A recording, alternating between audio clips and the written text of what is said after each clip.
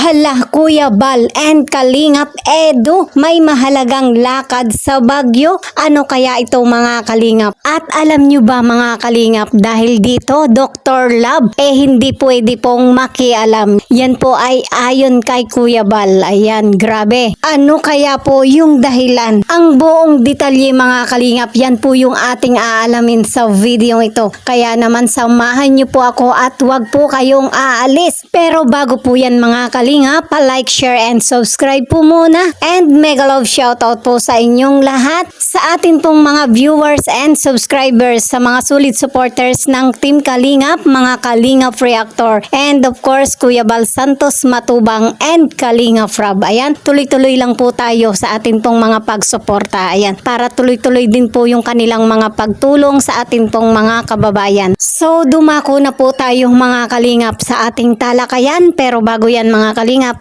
talagang tayo po ay medyo nalulungkot pa dahil nga po sa pagka-stop na ng EDSI. Pero dahil dyan ay wala na po tayong magagawa kundi ang irespeto nga po yung kahilingan ni Kalingap Rob at maging sa kahilingan na rin po ni Viancy. At syempre kahit papaano po naramdaman din naman po natin mga Kalingap na tayo po napamahal din sa love team ng EDSI. Ganun pa man, alam po natin na kung ano man po yung kinakaharap po nilang mga problema, mga pagsubok, mga pambabash, maraming mga komento na hindi po kanais-nais. Alam po natin na ito ay magiging maayos din po ang lahat. At umaasa pa rin po tayo mga Kalingap na sa huli, maging sila pa rin, di ba? At nagpapasalamat pa rin po tayo na ang love team nga po ng EDSI nagbigay din po ng saya sa araw-araw po nating buhay. At grabe nga po yung dating po nito, talagang trending sa ating mga puso, di ba? At syempre, ano man po ang mangyari, good luck pa rin po sa kanilang magiging journey kay Viancy at kay Kalingap Edu. So, ayan, dahil dyan mga Kalingap,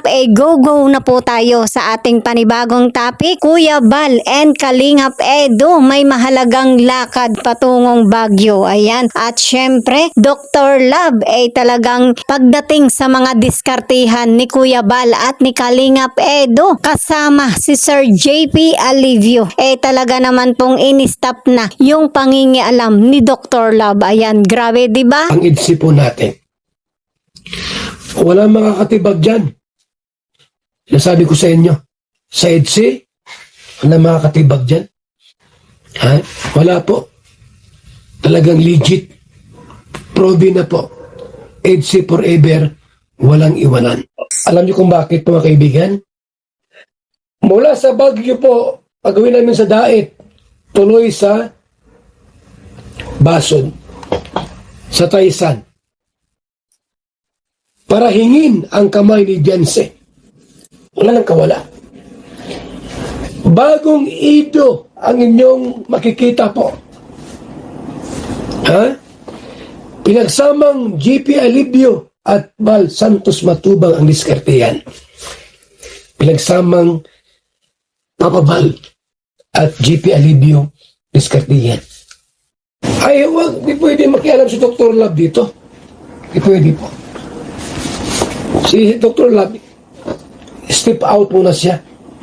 Dr. Love, dyan ka lang muna. Dyan ka lang muna. At imimintor namin si Papa Ido sa Baguio po. Baguio. Naku, ayan guys mga Kalingap, grabe yung mga pasabog na talagang pinaplano ni Kuya Bal. At ito nga po yung patungkol sa kanilang diskartihan ni Sir JP Alivio para kay Kalingap Edu. Ito nga po papunta sila ng Baguio at dito nga po ay talagang babaguhin po nila si Kalingap Edu. At medyo patikim pa lamang po yan mga Kalingap. At marami nga pong nakakagulat na pasabog si Kuya Bal na gagawin.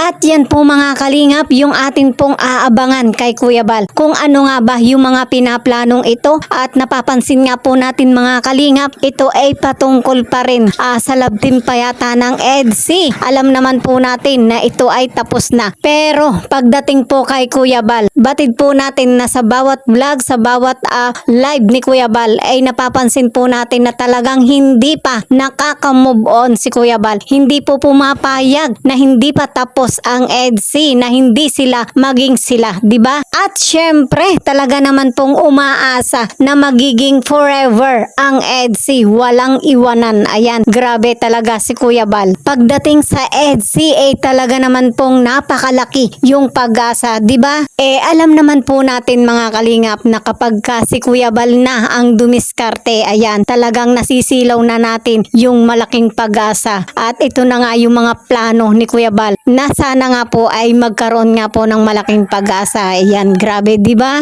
At syempre mga kalingap, baka ito na nga po yung bunga ng mga pag-iimbestiga ni Kuya Bal patungkol nga po dito sa mga nangyayaring mga issue. At sinabi nga rin po ni Kuya Bal na talagang masisinag yung kanyang pag-iimbestiga sa mga nangyayari nga pong kaguluhan sa love team ng EDSA. At ito nga pong planong ito ni Kuya Bal, kasama nga po dito si Sir JP Alivio at Kalingap Edo. At syempre kasama rin po dito si Ate Edna na patungong Baguio. Ayan. At ito nga po ay mangyayari sa darating nga pong Mayo. Ayan. Diyan po magaganap yung mga plano ni Kuya Bal. At ano nga ba yung mangyayari? Ito nga po yung pagbabago ni Kalingap Edo. At kung ano man po ito, yan po yung ating aabangan sa mga vlog, sa mga live ni Kuya Bal. Ayan. Grabe, di ba? At sa kabilang banda mga kalingap, dahil nga po sa mga diskartihan ni Kuya Bal at ni Sir JP Alivio para kay Kalingap Edo, talaga naman pong ano ba yung naging lagay naman ni Dr. Love? Yan nga po ay naging itchapwera si Dr. Love.